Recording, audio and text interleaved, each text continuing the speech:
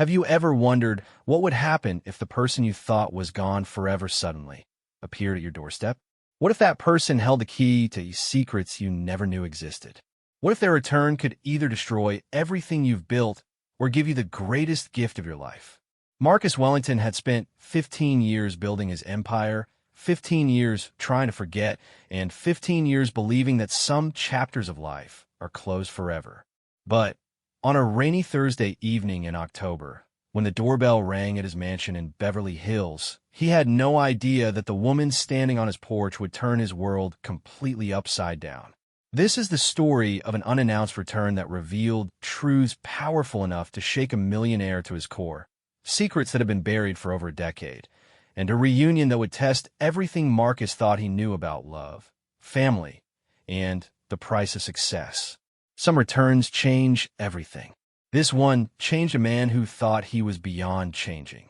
The rain drummed against the floor-to-ceiling windows of the Wellington mansion like nature's own percussion section, each droplet creating tiny rivers that raced down the glass. Marcus Wellington stood in his study, a crystal tumbler of aged whiskey in his hand, watching the storm rage outside. At 42, he had everything a man could want.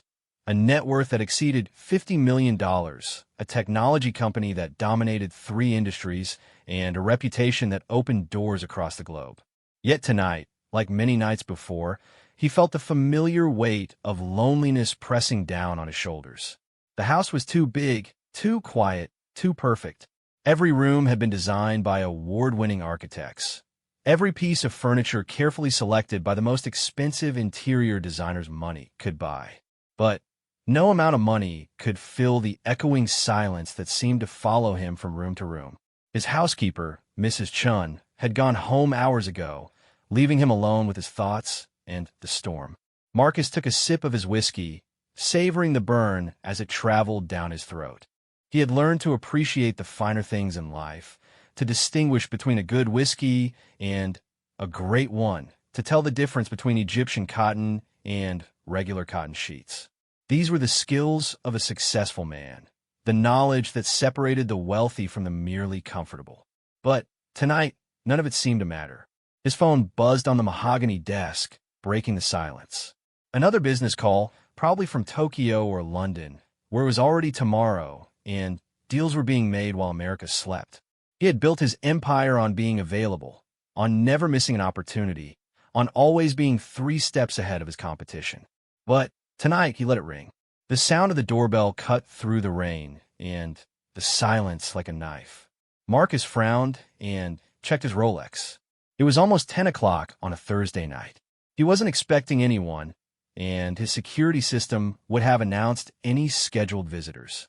His assistant, Jennifer, always informed him of appointments, and she was meticulous about such things. The bell rang again, more insistent this time, followed by 3 sharp knocks. Marcus set down his whiskey and walked toward the front entrance, his Italian leather shoes clicking against the marble floor. The sound echoed through the cavernous foyer, bouncing off the high ceilings and abstract paintings that cost more than most people made in a year. He paused at the security monitor, expecting to see a delivery person or perhaps one of his neighbors with some trivial complaint about noise or parking. Instead, he saw a woman standing under his covered entrance, her dark hair wet from the rain, her clothes simple and worn. She was looking directly at the camera, as if she knew he was watching. Marcus felt his breath catch in his throat. Even through the grainy black and white security feed, even after 15 years, he recognized her immediately. Sarah Mitchell, the woman he had loved with every fiber of his being. The woman who had disappeared from his life without a word, leaving behind only questions and a pain that time had dulled but never fully erased. His hand trembled as he reached for the intercom button. For a moment he couldn't speak, couldn't think, couldn't do anything but stare at the screen. She looked older, of course, more mature, but there was something else different about her. She seemed smaller somehow, more fragile than he remembered. The confident, vibrant woman who had filled his world with laughter and light had been replaced by someone who looked like she had seen too much of life's harder edges. Sarah, he finally managed to say, his voice barely above a whisper.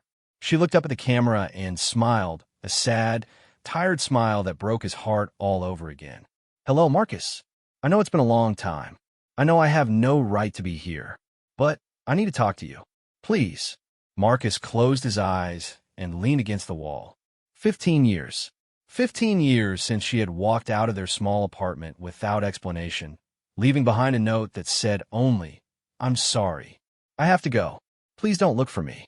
15 years since he had turned that pain into fuel, driving himself to succeed, to build an empire, to become the kind of man who could have anything he wanted except the one thing he had lost.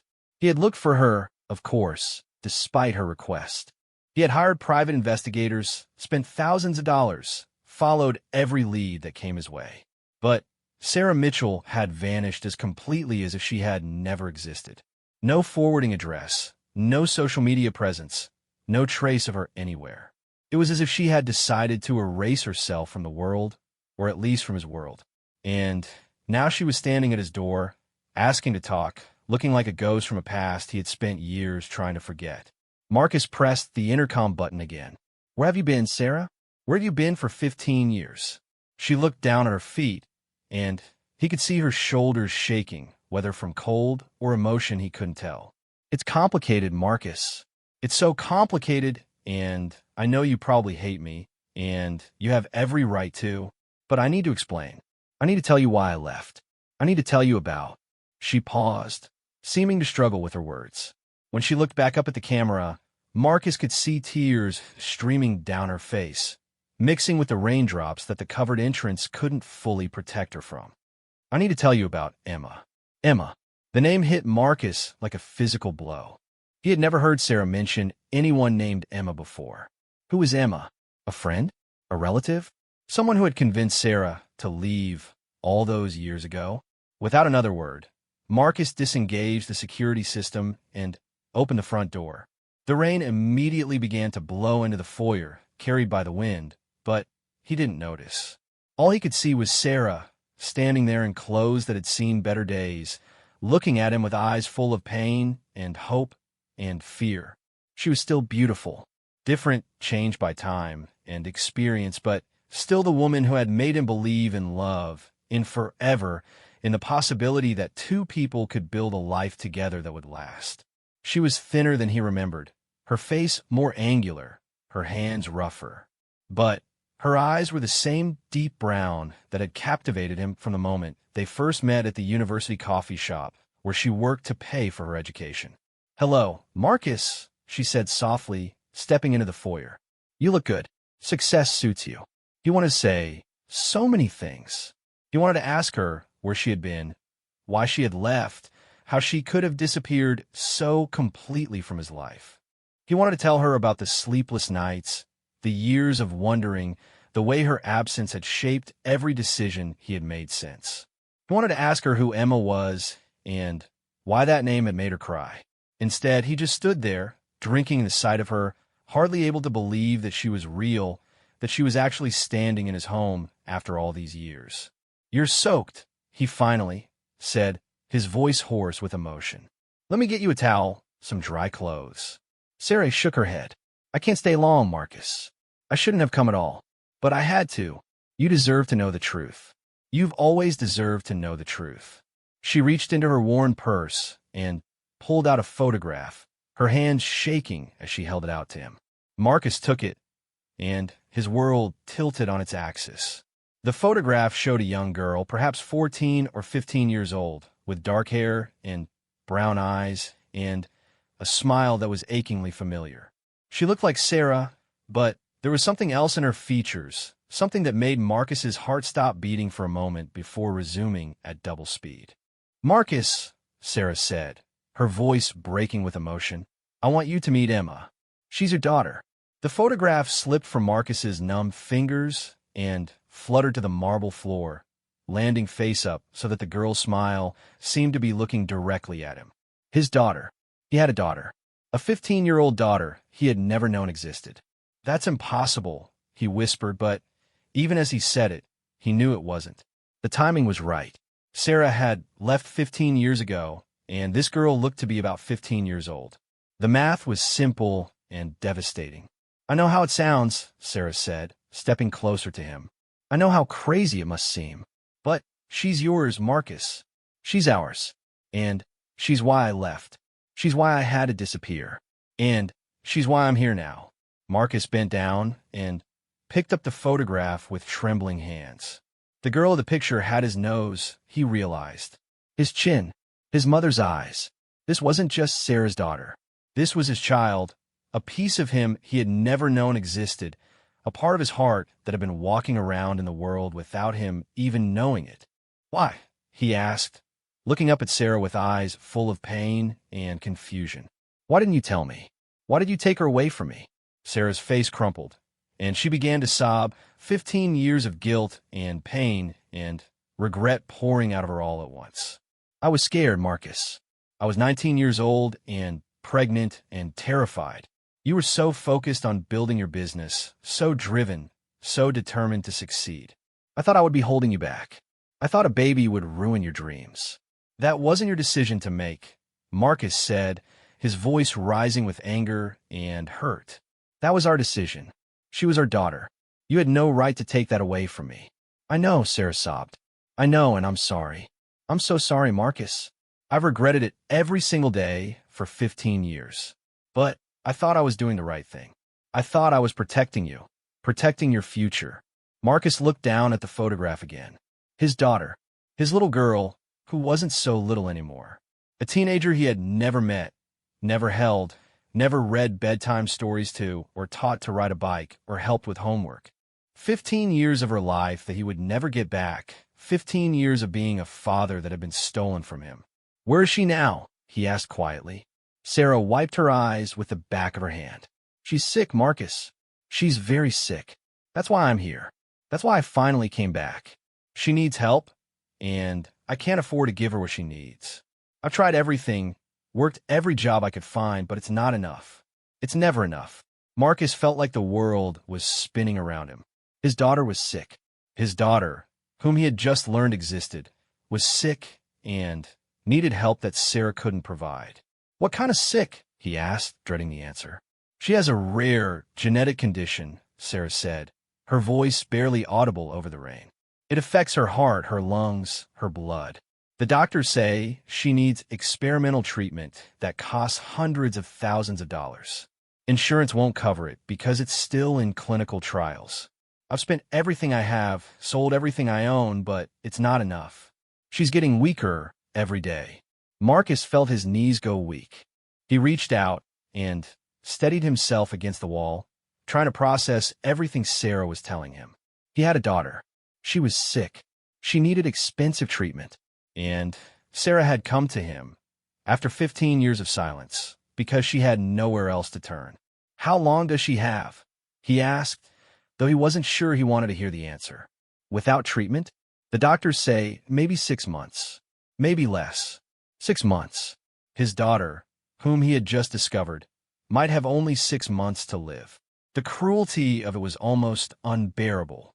To find out he was a father and to face the possibility of losing his child in the same moment was more than his mind could process. I have money, he said suddenly, the words tumbling out of him. I have more money than I know what to do with. Whatever she needs, whatever the treatment costs, I'll pay for it. I'll pay for everything. Sarah's face lit up with hope and relief, but then quickly darkened again. Marcus, it's not just about the money. The treatment is experimental. There's only one facility in the world that's doing this particular clinical trial, and they have a waiting list. People have been waiting for years to get in. Even with money, even with connections, it might be too late. Then, we'll make it not too late. Marcus said firmly, his business mind already working, already planning, already strategizing. I didn't build a $50 million company by accepting that things were impossible. There's always a way. There's always a solution. We just have to find it.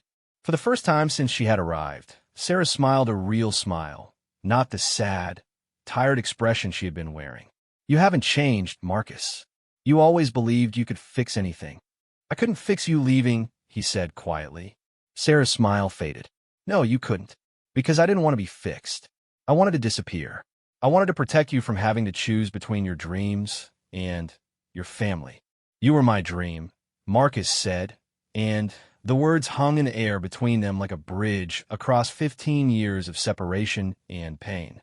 They stood there in the foyer, looking at each other, the rain continuing to fall outside, the photograph of their daughter still clutched in Marcus's hands. So much had changed in 15 years. So much had been lost. But maybe, just maybe, something could still be saved. The next morning arrived with the kind of crisp October sunshine that made the previous night's storm feel like a distant memory. Marcus had barely slept, spending most of the night in his study, staring at the photograph of Emma and making phone calls to anyone who might have connections in the medical world. By dawn, he had spoken to 3 private medical consultants, 2 research specialists, and a medical attorney who specialized in experimental treatments. Sarah had reluctantly accepted his offer to stay in one of the guest rooms, though she had insisted she could only stay for one night. She looked exhausted, Marcus realized, not just from the emotional weight of their reunion, but from years of struggling, years of working multiple jobs, and fighting a system that seemed designed to keep hope just out of reach. Over breakfast in his dining room, a space that usually echoed with silence, Marcus spread out printed emails and medical reports that Sarah had brought with her. Emma's medical history was thick and complex, filled with terms he didn't understand but was determined to learn. Mitochondrial cardiomyopathy with pulmonary complications. The words looked like a foreign language, but the reality was simple and terrifying. His daughter's body was slowly failing her. "Tell me about her," Marcus said, looking up from the medical reports. "Not the medical stuff. Tell me who she is." Sarah's face softened, and for a moment, she looked like the young woman he had fallen in love with all those years ago. "She's incredible, Marcus. She's smart, smarter than both of us combined, I think. She loves books and music, and she writes these amazing stories. Even when she's tired, even when the treatments make her sick, she keeps writing." She pulled out her phone and showed him pictures. Emma sitting in what looked like a small apartment, surrounded by books. Emma smiling despite the oxygen cannula in her nose. Emma holding up a certificate for academic achievement, her eyes bright with pride, even though her skin looked pale and drawn. "She knows about you," Sarah continued. "I never lied to her about who her father was. I told her you were a good man who was building something important, and that someday, when the time was right, she would meet you." Marcus felt his throat tighten. "What did you tell her about why we weren't together?" "I told her that sometimes grown-ups make mistakes when they're scared. I told her that I made a choice that I thought was right at the time, but that I wasn't sure it was right anymore." The honesty in her voice was both painful and refreshing. Marcus had spent years imagining what Sarah might have told their daughter about him, if she had told her anything at all. He had pictured scenarios where he was the villain, where Sarah had painted him as someone who didn't want children or responsibility. The truth was somehow both better and worse than what he had imagined. "I want to meet her," Marcus said. "Today." Sarah hesitated. "Marcus, I know you want to see her, but she's not doing well right now. She's been in and out of the hospital for the past month. She's weak and tired, and sometimes the medication makes her confused. I don't want her first meeting with you to be when she's dying." Marcus finished, the words bitter on his tongue. Sarah winced. "I don't want to put it like that, but that's what it is, isn't it?" Marcus stood up and began pacing, his mind racing. "That's why you came now, after all these years. Not because you wanted us to be a family again, but because Emma is running out of time, and you need my money." "That's not fair," Sarah said, her voice rising. "Do you think this is easy for me? Do you think I wanted to come here to ask you for help after what I did? I've spent 15 years trying to handle everything on my own, trying to prove that I made the right choice. But I can't watch her die, Marcus. I can't sit by and let her die when there might be something that could save her." Marcus stopped pacing and looked at Sarah. She was crying again, but trying to hide it, wiping at her eyes with her napkin. He realized that she was just as scared as he was, just as desperate. She had been carrying this burden alone for 15 years, watching their daughter get sicker and sicker while working dead-end jobs to pay for treatments that weren't working. "I'm sorry," he said, sitting back down. "I didn't mean that.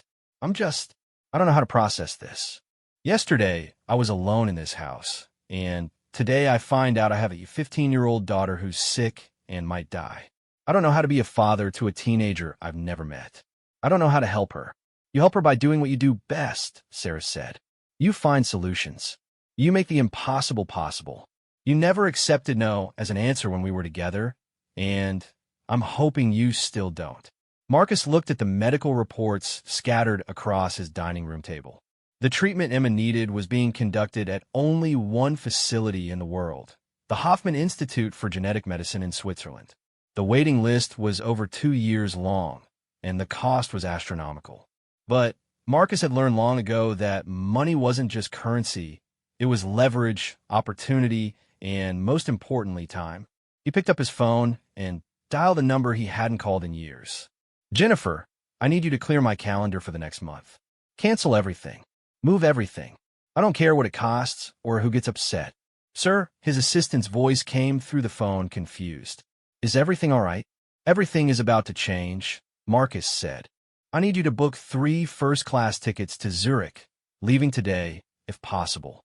And I need you to find me everything you can about the Hoffman Institute for Genetic Medicine. I want to know who runs it, who funds it, who their biggest donors are, and who has influence there." "Of course, sir. May I ask who the 3rd ticket is for?" Marcus looked at Sarah, who was watching him with an expression of hope and amazement. "My family," he said. "The tickets are for my family." After he hung up, Sarah stared at him. "Marcus, you don't understand. Emma is too sick to travel. She can barely make it to the hospital for her treatments here. A transatlantic flight could kill her. Then we'll charter a medical jet with full medical support," Marcus said matter-of-factly. "Money solves problems, Sarah. It doesn't solve everything, but it solves a lot of things. And right now, it's going to solve the problem of getting Emma to Switzerland." "You're talking about hundreds of thousands of dollars just for the flight," Sarah protested. "I made $2 million yesterday," Marcus said. "While I was sitting in this house, feeling sorry for myself, my investments, and my company earned more money than most people see in a lifetime. If I can't use that money to save my daughter's life, then what good is any of it?" Sarah was quiet for a long moment. "She might not make it, Marcus. Even with the treatment, even with the best doctors in the world, she might not make it. This isn't like your business deals. You can't just throw money at it and expect it to work out." "Maybe not," Marcus said, "but I can try.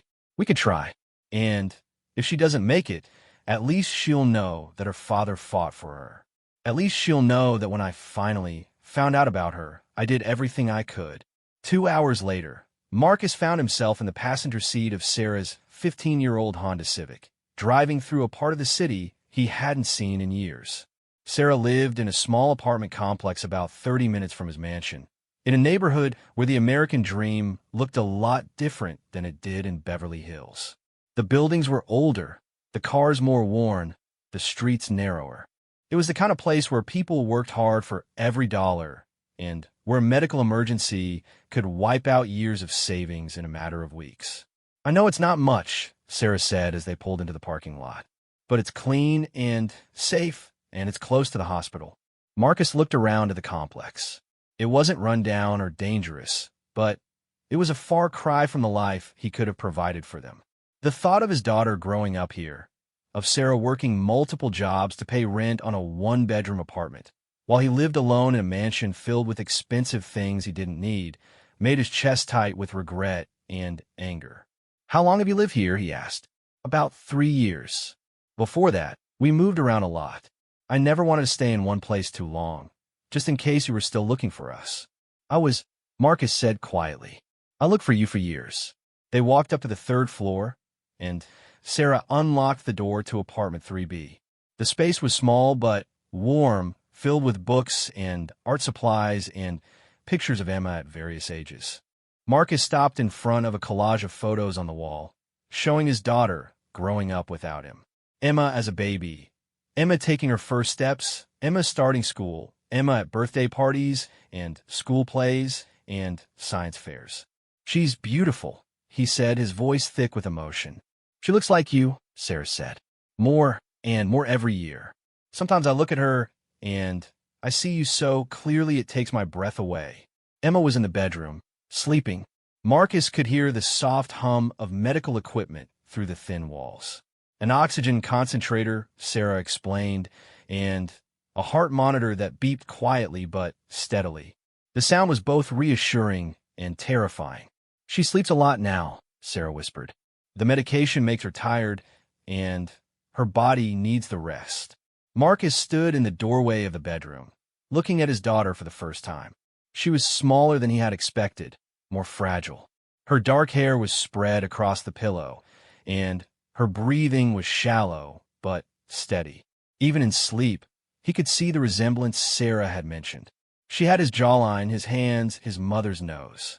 "Can I sit with her?" he asked. Sarah nodded and brought him a chair. Marcus sat beside the bed, close enough to hear Emma's breathing, close enough to reach out and touch her hand if he wanted to. He didn't, not yet. He just sat there, watching his daughter sleep, trying to memorize her face, trying to make up for 15 years of not being there. After about an hour, Emma began to stir. Her eyes fluttered open, brown like her mother's, but with flecks of green that Marcus recognized from his own reflection. She looked confused for a moment, then focused on him. "Mom," she called softly. Sarah appeared in the doorway immediately. "I'm here, sweetheart. There's someone I want you to meet." Emma struggled to sit up, and Marcus had to fight the urge to help her. She was breathing heavily from the small effort, and he could see the cannula in her nose providing supplemental oxygen. "Emma," Sarah said, sitting on the other side of the bed, "this is Marcus. This is your father." Emma looked at him for a long moment, studying his face with an intensity that reminded him of himself when he was analyzing a business deal.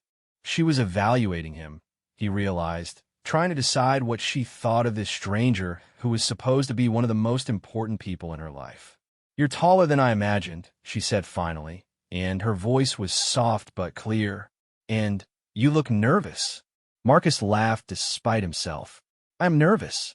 I've never been anyone's father before." "I've never had a father before, either," Emma said.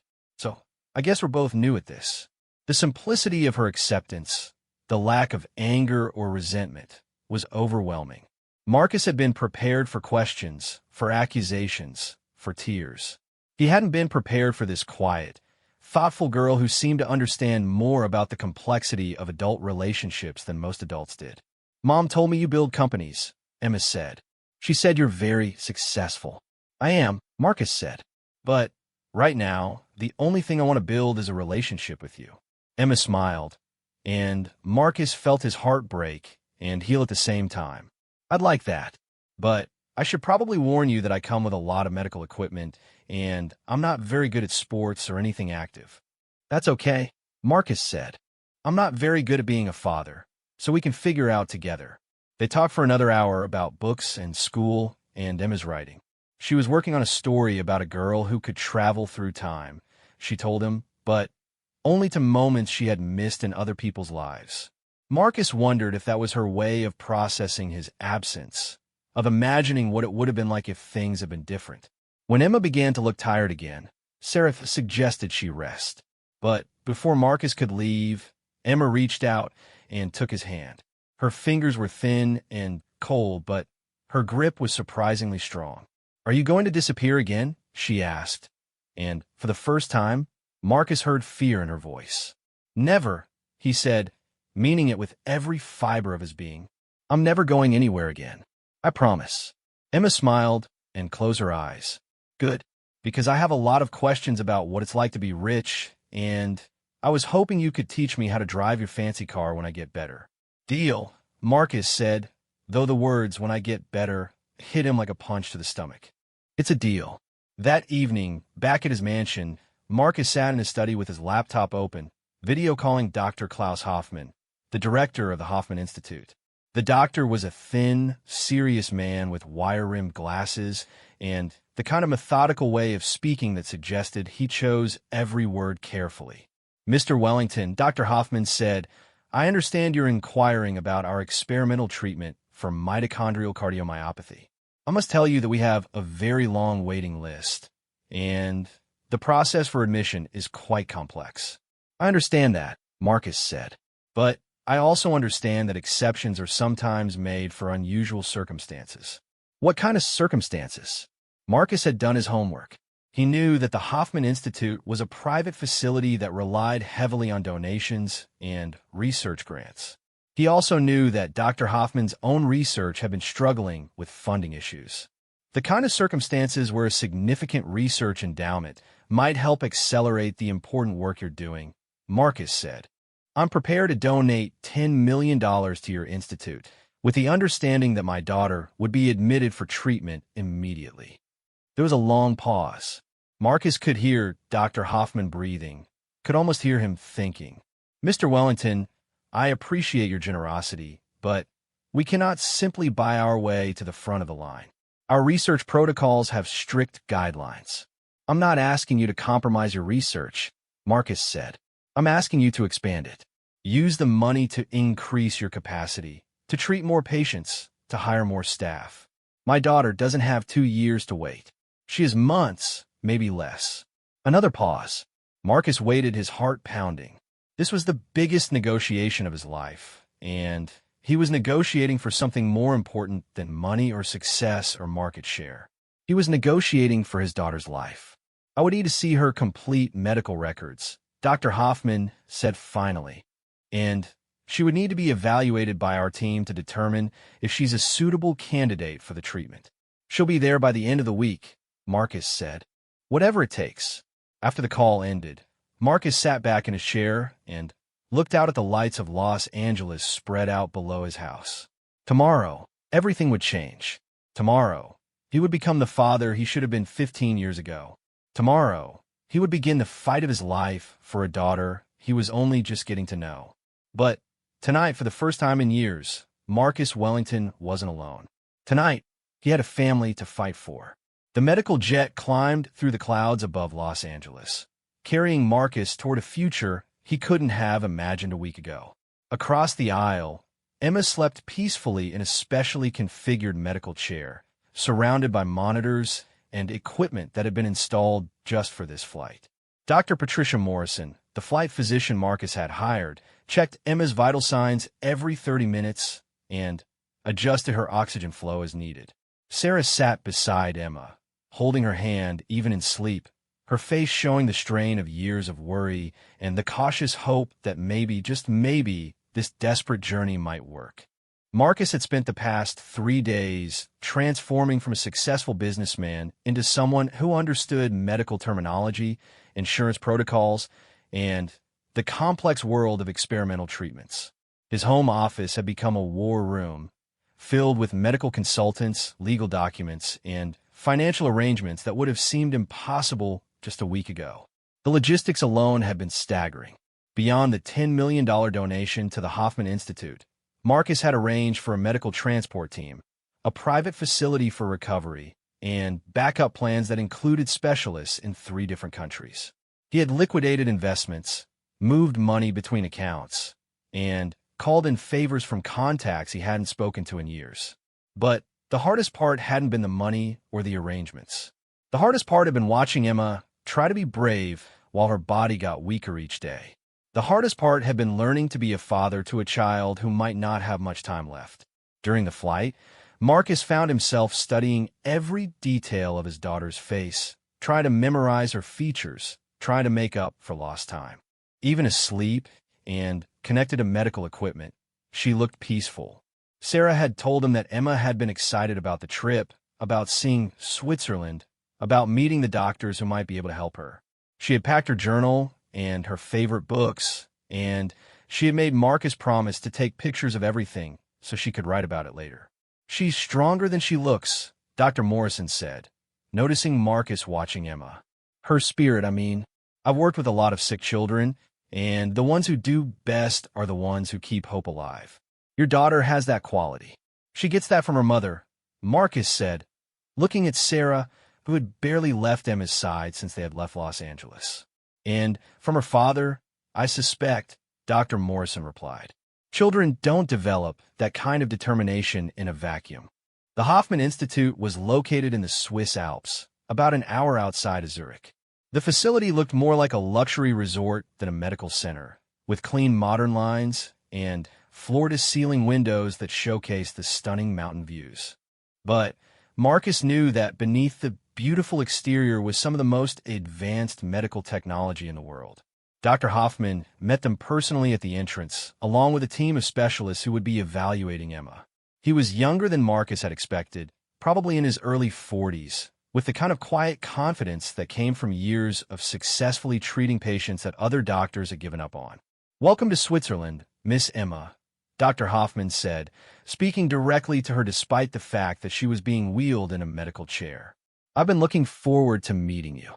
"Thank you for seeing me," Emma replied, her voice soft but clear. "I know you must be very busy with other patients." Dr. Hoffman smiled. "Right now, you are my most important patient. We're going to take very good care of you." The next few hours were a whirlwind of tests, consultations, and medical discussions that were far beyond Marcus's understanding despite his crash course in his daughter's condition. Blood tests, heart scans, lung function tests, genetic analysis. Emma endured it all with a patience and grace that broke Marcus's heart.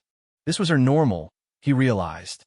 This was what her life had been like for years, moving from one medical appointment to another, hoping for answers that might help her get better. While Emma was being evaluated, Marcus and Sarah met with Dr. Hoffman in his office, which had a view of snow-capped mountains that stretched to the horizon. "I'll be honest with you," Dr. Hoffman said, reviewing Emma's test results on his computer. "Emma's condition is quite advanced.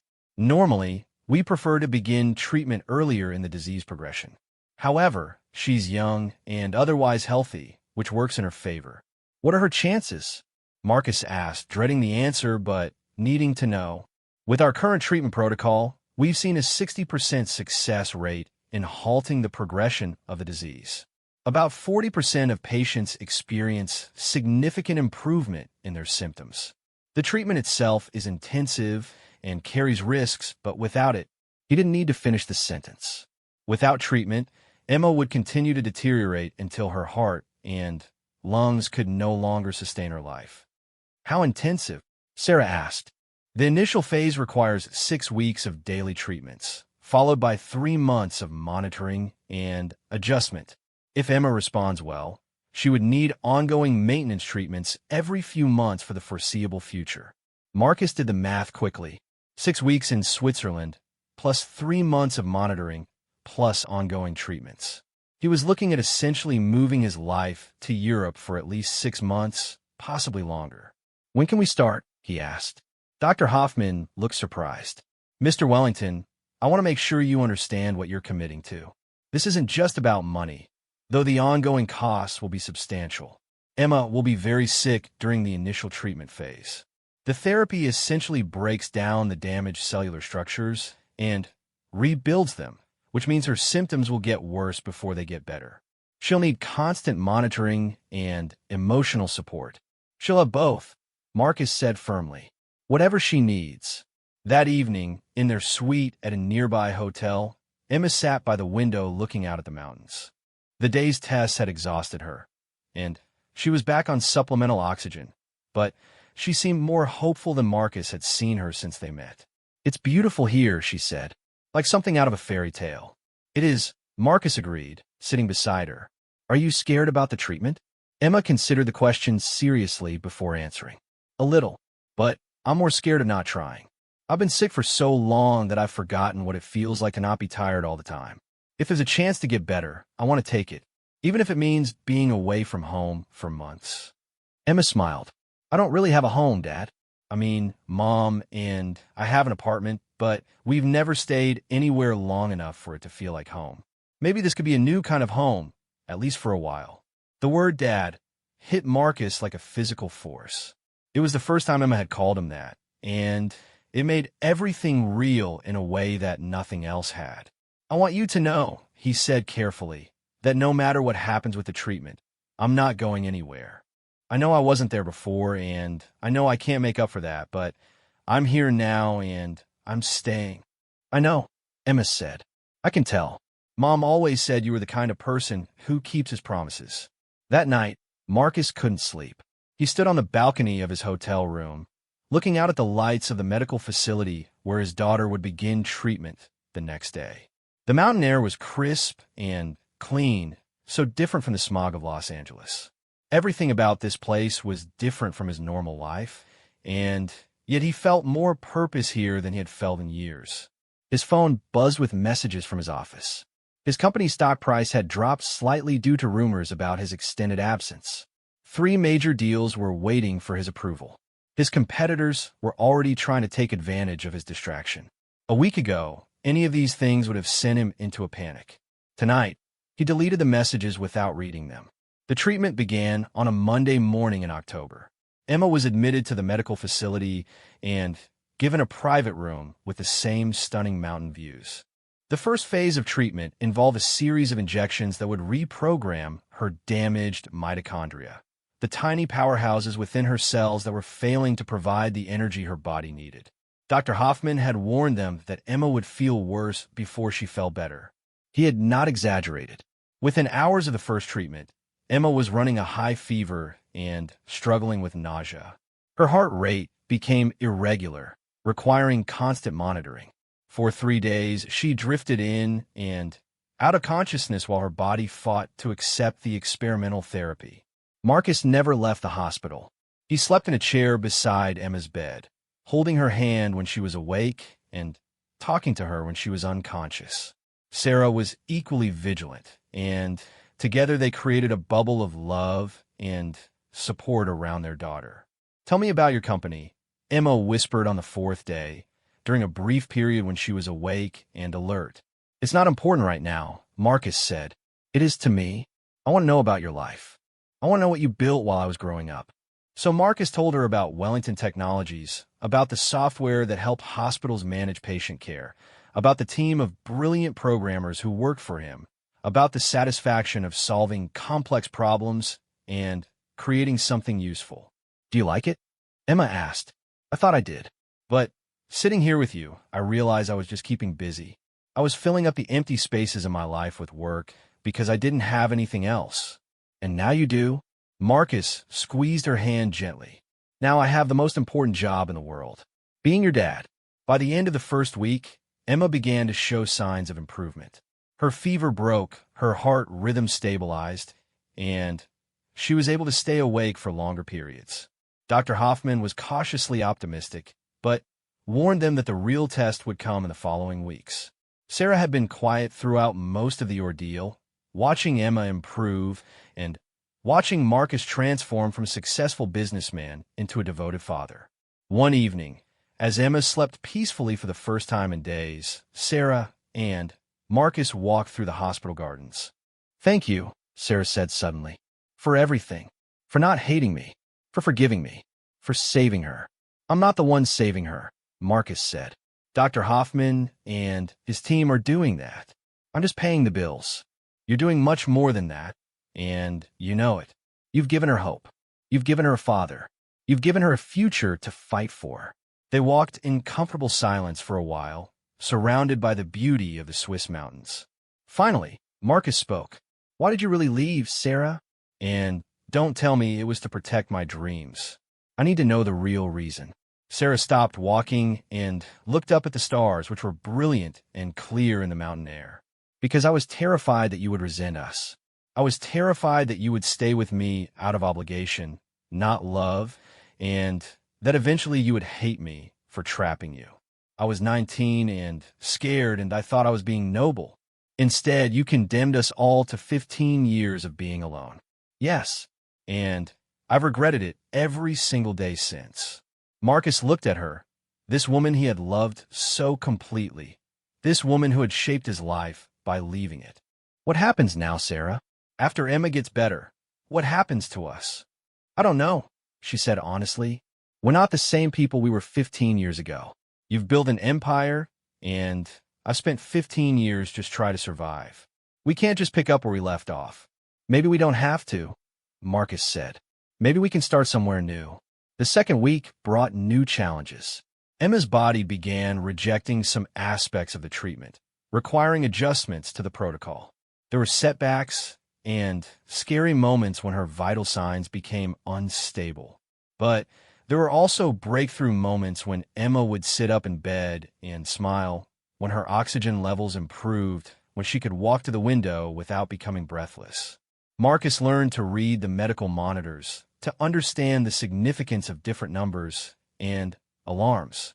He learned to be patient during the bad hours and grateful for the good ones.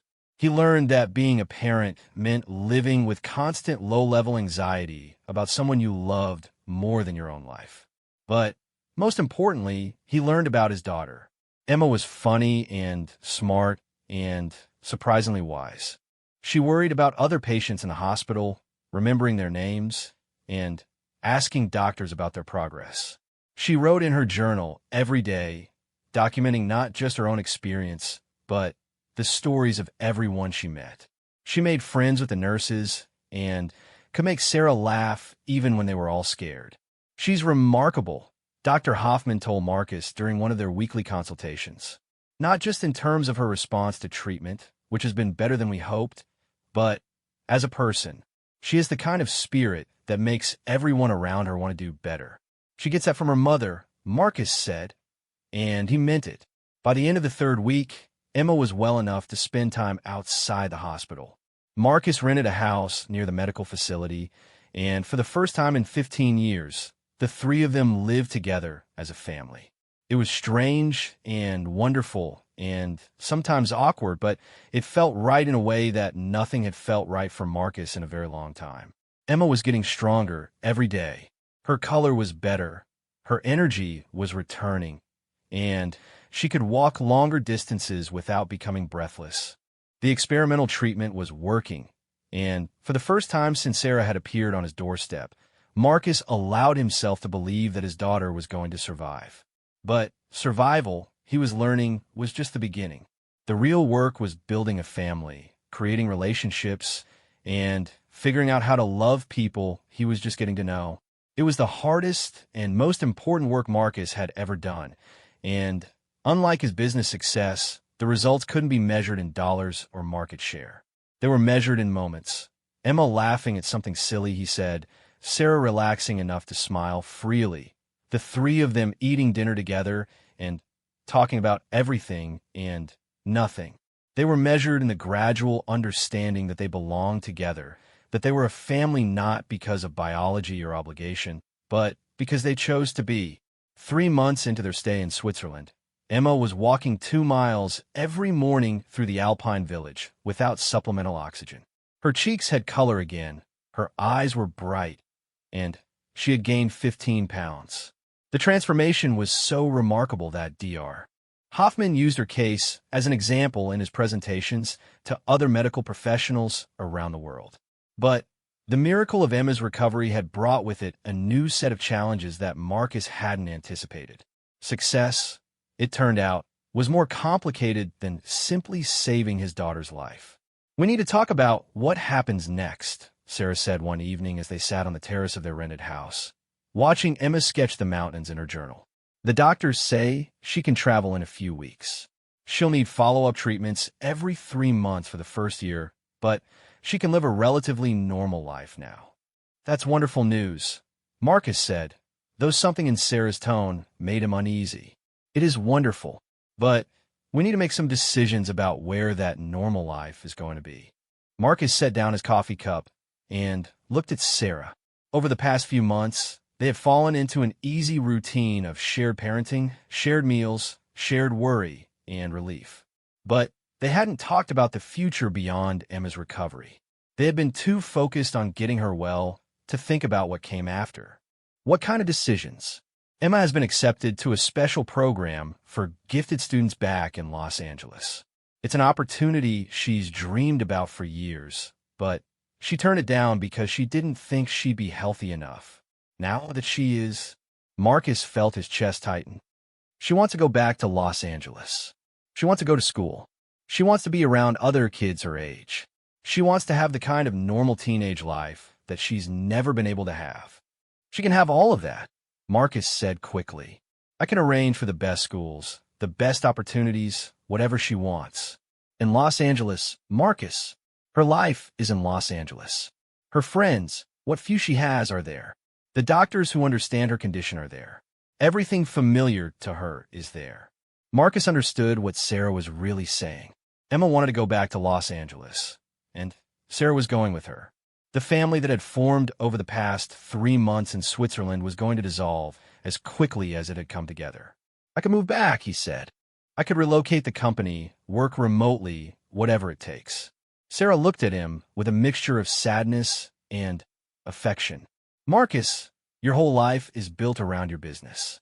Your company is in Los Angeles, but your lifestyle, your friends, your world, that's all tied up in who you become. You can't just abandon all of that. I abandoned it for 3 months to be here. That was different. That was a crisis. This is life. Real life, day-to-day life. Taking Emma to school, helping with homework, dealing with teenage attitude, and ordinary problems.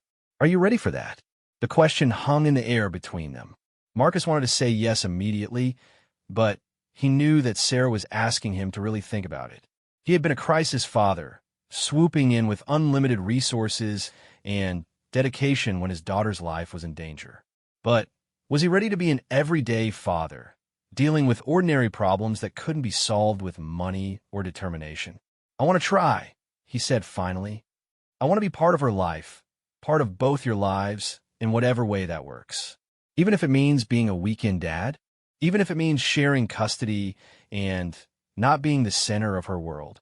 Marcus felt like Sarah was asking him to accept something that went against every instinct he had developed as a successful businessman. He was used to being in control, to having things work the way he planned them. The idea of being a part-time parent, of having scheduled visitation with his own daughter, was almost unbearable. But the alternative was losing them again, and that was truly unbearable. If that's what it takes, he said. If that's what's best for Emma. That night, Marcus lay awake thinking about the conversation. Through the thin walls of the rented house, he could hear Emma coughing slightly. Not the terrible, frightening cough that had characterized her illness, but the small cough of someone getting over a cold. It was a normal, healthy sound, and it filled him with more joy than any business deal he had ever closed. In a few weeks, he would have to say goodbye to this temporary life they had built together. He would have to go back to his mansion in Beverly Hills, back to his empty house, and his successful business, and his lonely dinners. Emma and Sarah would go back to their small apartment. But now with the security of knowing that Emma was healthy and that her medical expenses would always be covered, it should have felt like victory. His daughter was alive and healthy. His money had made the impossible possible. The treatment had worked beyond anyone's expectations. But instead of feeling triumphant, Marcus felt like he was losing something precious all over again. The next morning, Emma approached him while he was making breakfast. She had been increasingly independent as her health improved, but she still moved carefully, still aware of her body in a way that most teenagers weren't. "Dad, can we talk?" They sat on the terrace with their breakfast, looking out at the mountains that had become so familiar over the past few months. "Mom told me you guys are talking about what happens when I get better," Emma said. "We were discussing options," Marcus said carefully.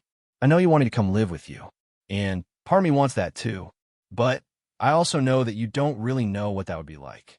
Marcus started to protest, but Emma held up her hand. "I'm not trying to hurt your feelings, but I've been sick for most of my life, and you've only known me as a sick kid who needed saving. You don't know what I'm like when I'm having a bad day, or when I'm worried about a test, or when I'm fighting with my mom about stupid teenage things." Marcus realized that Emma was more perceptive than he had given her credit for. She understood the dynamic that had formed between them, the way his love for her had been shaped by the crisis of her illness. "I want to know all those things about you," he said. "I want to know who you are when you're not scared and sick, and I want you to know me that way too. But I think maybe we should start slowly. Maybe I could spend summers with you, and holidays, and we could build up to more from there." The wisdom of his 15-year-old daughter was both impressive and heartbreaking. She was protecting him from making promises he might not be able to keep, protecting herself from the disappointment of another absent father, and protecting the fragile relationship they had built. "Would you want to spend time with me?" Marcus asked. Even if I don't know how to be a normal dad. Emma smiled, and Marcus saw himself in her expression. Dad, I don't know how to be a normal daughter either. I've spent most of my life in hospitals and doctors' offices. I don't know how to be a regular teenager. Maybe we can figure it out together. The plan they eventually settled on was complicated, but workable. Emma would finish high school in Los Angeles, living with Sarah, but spending summers and extended holidays with Marcus. He would attend her school events when possible, help with college planning, and be available for the big moments and small crises that made up a teenager's life. Marcus would also relocate his primary residence to Los Angeles, selling the Beverly Hills mansion and buying something closer to Emma and Sarah's neighborhood. Not in their neighborhood. That would be too much too fast, but close enough that he could be present without being overwhelming. The hardest part was figuring out what his relationship with Sarah would be. They had been united by Emma's crisis, brought together by their shared fear and hope. But without that crisis, they were two adults who had once loved each other deeply, but who had changed in fundamental ways over 15 years of separation. I don't know if we can go back to being Marcus and Sarah said during one of their evening conversations. We're different people now. You've become someone who solves problems with money and determination. I've become someone who spent 15 years just trying to survive. Maybe we don't have to go back, Marcus said. Maybe we can become new people together. Or maybe we can be friends who share a daughter and who care about each other, but who don't try to recreate something that belonged to different versions of ourselves. It wasn't what Marcus wanted to hear, but he was beginning to understand that love sometimes meant accepting things that weren't exactly what you hoped for. He would rather have Sarah as a friend and co-parent than not have her in his life at all. Emma's last treatment at the Hoffman Institute was scheduled for a Tuesday in December. The Swiss winter had arrived, covering the mountains in snow and turning the world into something that looked like a Christmas card. Emma was strong enough now to go skiing, to hike in the snow, to do all the things that healthy teenagers took for granted. Dr. Hoffman pronounced her treatment a complete success. The experimental therapy had not only halted the progression of her disease, but had actually reversed much of the damage. Emma would need periodic monitoring and occasional treatments, but her prognosis was excellent. She could expect to live a normal, full life. I want to thank you, Dr. Hoffman said to Marcus as they reviewed Emma's final test results.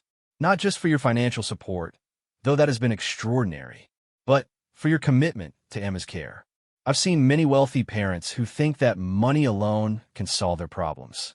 But you understood that Emma needed more than expensive treatment. She needed a father who was willing to be present for the hard parts. That evening, their last evening in Switzerland, the three of them had dinner at a small restaurant in the village. Emma was laughing and animated, making plans for her return to Los Angeles, talking about the books she wanted to read and the stories she wanted to write. Sarah was relaxed and happy in a way that Marcus hadn't seen since they were young. I have something for both of you, Emma said, pulling two wrapped packages from her bag. I know it's not Christmas yet, but I wanted to give these to you before we leave. Marcus opened his package first. Inside was a leather-bound journal, and on the first page, Emma had written, "For Dad, to write down all the things you want to remember about our time together, and all the things you want to tell me when I'm older." Sarah's gift was similar, a journal with an inscription that read, "For Mom, because you've been writing my story your whole life, and now it's time to start writing your own." I started writing these journals when I first got sick, Emma explained. I thought if I died, at least there would be something left of me, some record of what I was thinking and feeling. But now I realize that the important thing isn't leaving something behind when you die. The important thing is creating something beautiful while you're alive. Marcus felt tears in his eyes. His daughter, who had faced death with courage and grace, was teaching him about life. "Thank you," he said, holding the journal against his chest. "This is the most important gift anyone has ever given me." The flight back to Los Angeles was different from the flight to Switzerland. Emma was healthy and excited, looking out the window and pointing out landmarks as they flew over different countries. Sarah was quiet but peaceful, occasionally reaching over to touch Emma's hand, as if she still couldn't quite believe her daughter was truly well. Marcus spent most of the flight thinking about the future they were flying toward. It would be messier than the life they had built in Switzerland, more complicated than the fantasy of perfect family reunification that he had imagined. But it would be real, and it would be theirs. When they landed at LAX, Marcus felt like he was returning to a foreign country. The noise and crowds and rush of Los Angeles seemed overwhelming after the quiet beauty of the Swiss Alps.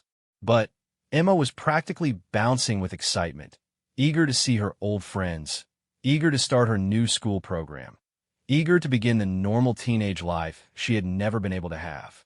As they waited for their luggage, Emma slipped her hand into Marcus's. "Are you nervous about going back to your regular life?" she asked. Marcus squeezed her hand. "I don't think I have a regular life anymore. I think I have something much better." "What's that?" "I have a life that includes you." That night, Marcus sat alone in his Beverly Hills mansion for what he knew would be one of the last times. Tomorrow, he would start looking for a new house, something smaller and warmer, something that could be a home instead of just a showcase for success. Tomorrow, he would begin the process of restructuring his business so that he could be the kind of father Emma deserved. Tonight, he opened the journal Emma had given him and began to write, "Day one of being a father to a healthy daughter. Today I learned that miracles are real, but they require more than just hope and money. They require showing up, staying present, and loving someone enough to let them be who they need to be, even if it's not exactly who you imagine they would be." He paused, thinking about everything that had changed in just a few months, everything he had gained and lost and found again. "I also learned that sometimes the best thing that can happen to you is the thing you never expected, the thing that forces you to become someone you never knew you could be." Marcus wrote until late into the night, recording not just the facts of their time in Switzerland, but the feelings, the fears, the small moments of joy that had added up to transformation. He wrote about Emma's courage and Sarah's strength and his own gradual understanding of what it meant to be part of family. When he finally closed the journal and went to bed, Marcus realized that for the first time in 15 years, he wasn't alone in the world. He had a daughter who loved him, an ex-girlfriend who trusted him, and a future that was uncertain but full of possibility. Tomorrow would bring new challenges, new opportunities to fail and succeed as a father. But tonight, Marcus Wellington went to sleep knowing that the most important deal of his life had been successfully negotiated, and the terms were better than anything he could have imagined.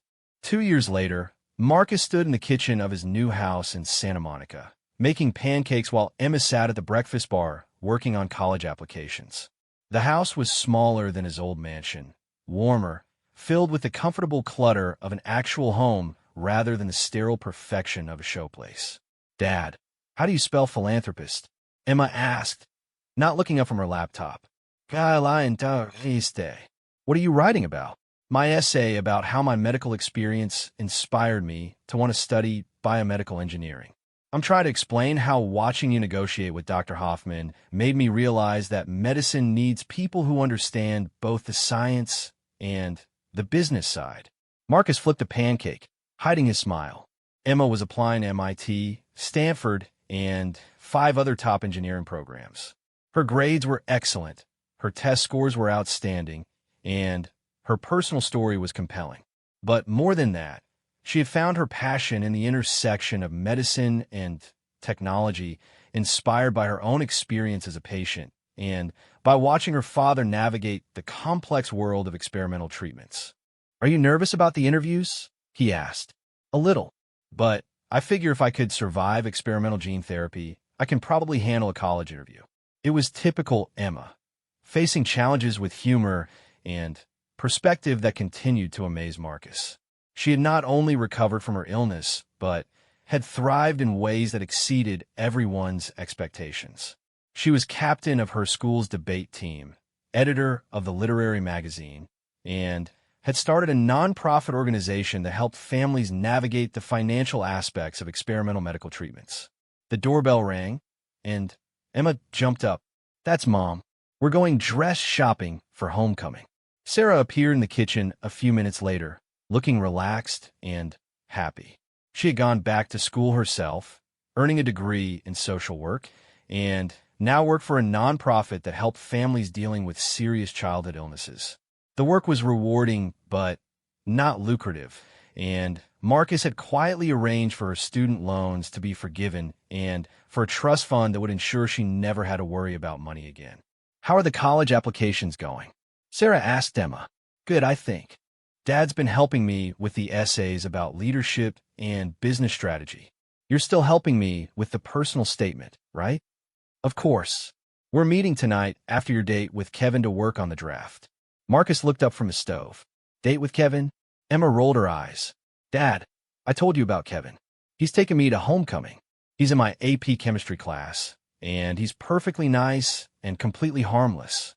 I should probably meet this Kevin, Marcus said. You've already met him 3 times, Sarah said, laughing. He came to Emma's birthday party, remember? And he was at the debate tournament you attended last month. Marcus frowned, trying to remember. The truth was, he had been to so many of Emma's events over the past 2 years that they sometimes blended together. School plays, debate tournaments, academic competitions, volunteer events.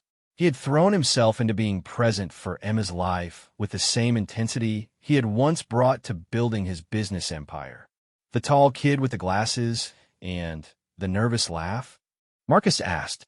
That's Kevin, Emma confirmed. And you're not allowed to interrogate him or run a background check or any of the other scary rich dad things you've threatened to do. I never threatened to run a background check, Marcus protested. You didn't have to threaten it. I saw the folder. Sarah raised her eyebrows. What folder? Marcus had the grace to look embarrassed. Just some basic information. You know, family background, academic record, social media presence. Nothing invasive. Dad, I'm protecting my investment, Marcus said with mock seriousness. I've spent millions of dollars keeping you healthy and alive. I'm not going to let some teenage boy with questionable judgment undo all that hard work. Emma laughed and hugged him. You're ridiculous, but I love you. After Emma and Sarah left for their shopping trip, Marcus sat in his home office reviewing reports from Wellington Technologies. The company had continued to grow and prosper, even though Marcus had stepped back from day-to-day operations to focus on being a father. He had promoted his assistant Jennifer to Chief Operating Officer, and she had proven to be even more capable than he had expected. But the real change in his business had come from his partnership with Dr. Hoffman. Marcus had funded the expansion of the Hoffman Institute, helping to create satellite facilities in the United States and funding research into treatments for other rare genetic diseases. Wellington Technologies had also developed software specifically designed to help experimental treatment facilities manage complex protocols and patient data. The work was personally meaningful in a way that his previous business ventures had never been. Every patient helped by treatments funded through his foundation. Every family that avoided the financial devastation that experimental medicine could cause felt like a tribute to Emma's recovery and a way of paying forward the miracle that had saved his daughter's life. His phone buzzed with a text from Emma. Kevin says hi and that he's looking forward to seeing you at homecoming pictures. I told him you promised to be normal. Marcus typed back, I make no such promises, but I'll try not to scare him too badly. The response came immediately. That's all I ask. Love you, Dad. Love you, Dad. Even after 2 years, those words still had the power to stop Marcus in his tracks. He had gone from having no family to having a daughter who loved him and trusted him and considered him a central part of her life. It was the kind of success that couldn't be measured in stock prices or profit margins. That evening, Marcus attended a charity gala for the Children's Hospital where Emma had been treated before they went to Switzerland. He was being honored for his contributions to pediatric medicine research, but more importantly, he was there with Emma and Sarah, who were both being recognized for their volunteer work with families dealing with serious childhood illnesses. As he watched Emma give a speech about her experience as a patient and her hopes for the future of experimental medicine, Marcus reflected on how much had changed since that rainy night when Sarah had appeared on his doorstep. Emma was no longer a sick child he was trying to save, but a confident young woman who was saving herself and helping others in the process. Sarah was no longer the desperate woman who had come to him as a last resort, but a friend and co-parent who had rebuilt her own life on her own terms. And Marcus was no longer the lonely millionaire in an empty mansion, but a father who had learned that the most important things in life couldn't be bought, only earned through love and commitment and showing up when it mattered. After the gala, the three of them went to a diner near Emma's school for late-night pie and coffee. It had become a tradition after formal events, a way of transitioning back to their normal lives after the artificiality of charity galas and award ceremonies. "So what did you think of my speech?" Emma asked, stealing a bite of Marcus's apple pie. "I thought you were brilliant," Marcus said. "But I'm biased." "I thought you were brave," Sarah added. "Talking about being sick, about being scared, about what it was like to think you might die. That takes courage." Emma shrugged. "I figured if my story can help other families understand what they're going through, then it's worth sharing.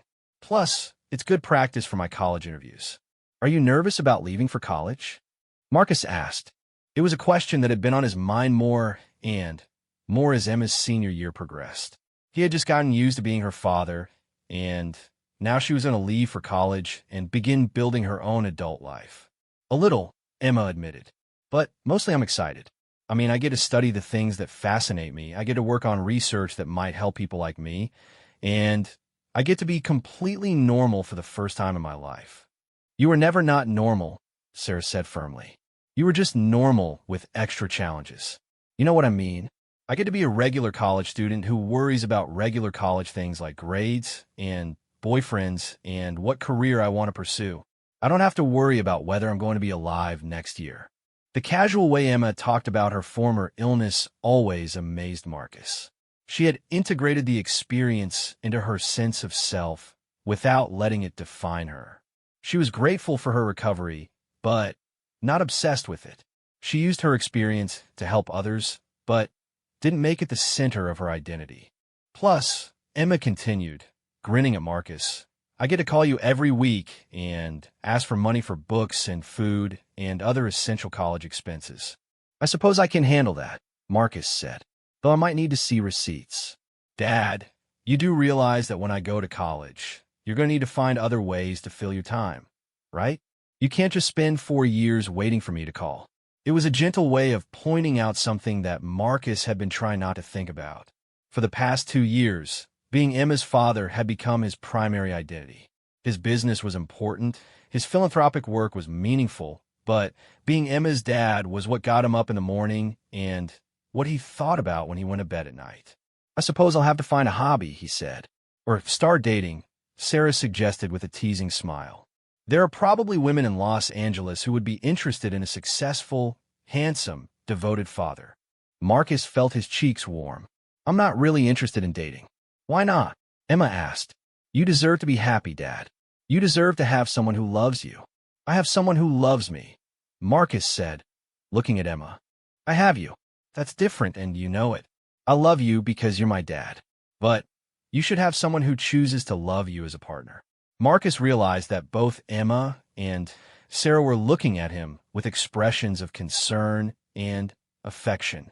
They wanted him to be happy, wanted him to have a full life that wasn't completely centered around being Emma's father. "Maybe someday," he said. "But right now, I'm pretty content with my life the way it is." It was true mostly. Marcus was happier than he had been in years, maybe happier than he had ever been. But there were still moments, usually late at night in his house, that was no longer empty, but was still quiet, when he felt the familiar ache of loneliness. He had learned to live with it, to accept it as the price of the choices he had made and the time he had lost. But sometimes he wondered what it would be like to share his life with someone who understood both the man he had been and the man he had become. A month later, Marcus found himself in the waiting room of MIT's admissions office, more nervous than he had been during any business negotiation in his career. Emma was inside, interviewing for early admission to their biomedical engineering program. Sarah was in Los Angeles, working, trusting Marcus to handle this milestone on his own. When Emma emerged from the interview, She was glowing with excitement. "How did it go?" Marcus asked, trying to read her expression. "I think it went really well. They asked me about my experience as a patient, about my nonprofit work, about my plans for using engineering to improve medical treatments. And they asked about you, actually." "About me?" "About how your business background influenced my interest in the intersection of medicine and technology. I told them about watching you negotiate with Dr. Hoffman, about how you taught me that having good ideas isn't enough if you can't implement them effectively." As they walked across the MIT campus, Marcus felt a complex mix of pride and sadness. Emma was ready for this next chapter of her life. She was ready to be independent, to pursue her own dreams, to become the person she was meant to be. And Marcus had played a role in getting her to this point. But he was also facing the reality that active, hands-on fathering was about to shift into something different. Emma would always be his daughter, but she was becoming an adult who would need him less and less for day-to-day support and more for advice and encouragement from a distance. That evening, in their hotel room near the campus, Emma worked on homework while Marcus read through some business reports. It was a comfortable, familiar routine that they had developed over the past 2 years. But Marcus found himself memorizing the details of the moment. The way Emma chewed her pen when she was thinking, the soft sound of her breathing, the occasional question she asked him about a difficult math problem. "Dad," Emma said suddenly, looking up from her textbook. "Yeah, I want you to know that even though I'm going away to college, and even though I'm going to be busy with my own life, you're still going to be one of the most important people in my world." Marcus felt his throat tighten with emotion. "You're going to be fine without me, Emma. You're going to be more than fine. You're going to be extraordinary. I know I'll be fine. But I also know that part of the reason I'll be fine is because you taught me how to solve problems, how to not accept impossible as an answer, and how to take care of the people I love." "What did I teach you that?" Emma smiled. "Every day for the past 2 years. Every time you showed up to one of my events, every time you helped me with a project, every time you put my needs ahead of your own convenience. You taught me what it looks like when someone loves you unconditionally." Marcus had to look away to hide the tears in his eyes. He had spent so much time worrying about whether he was being a good enough father, whether he was making up for the years he had missed, whether Emma would forgive him for not being there from the beginning. But apparently, she had been learning from him all along, absorbing lessons he hadn't even known he was teaching. 3 weeks later, Emma got her acceptance letter from MIT. She also got accepted to Stanford, Duke, and for other excellent programs. But MIT was her first choice, and Marcus couldn't have been prouder if she had won a Nobel Prize. The celebration dinner was held at the same restaurant where they had eaten the night after Sarah first appeared on Marcus's doorstep. Sarah was there, of course, along with some of Emma's friends and a few of Marcus's business associates who had become friends over the years. As Marcus watched Emma laugh with her friends, watched Sarah beam with maternal pride, watched the easy way his daughter moved through the world with confidence and grace, he realized that the scared, sick girl he had first met in that small apartment was completely gone. In her place was a young woman who was ready to take on the world. But more than that, Marcus realized that the lonely, driven businessman who had answered his door that rainy night 2 years ago was also gone. In his place was a man who had learned that success wasn't measured in dollars or achievements, but in the love you gave and the love you received. After dinner, as they walked to their cars, Emma linked her arm through Marcus's. "Thank you, Dad," she said quietly. "For what?" "For coming back into my life. For saving me. For teaching me how to save myself." Marcus squeezed her arm. "Thank you for letting me be your father." As he watched Emma and Sarah drive away, Marcus stood in the restaurant parking lot for a long time, looking up at the stars that were barely visible through the Los Angeles smog. In a few months, Emma would leave for college. Sarah would continue building her own life and career, and Marcus would have to figure out what came next. But for tonight, he was a father whose daughter was going to MIT, a man who had been given a second chance at love and family, a person who had learned that the most important returns in life couldn't be calculated on a balance sheet. Marcus got in his car and drove home to his house that was no longer too big or too quiet, thinking about the journal entry he would write that night. Day 847 of being Emma's father, he would write, "Today I learned that sometimes the greatest success is simply showing up when you're needed and staying present when you're not. And sometimes, if you're very lucky, you get to watch someone you love become everything they were meant to be, knowing that you played a small part in helping them get there." As he pulled into his driveway, Marcus's phone buzzed with a text from Emma. "Love you, Dad. Thanks for the best 2 years of my life." He sat in his car, reading the message over and over, and realized that they had been the best 2 years of his life, too. The unannounced return that had started with Sarah on his doorstep had led to discoveries that changed everything. He had a daughter, he could be a father, and love was worth more than all the money in the world. Some returns, Marcus now knew, don't just change your life. They give you a life worth living.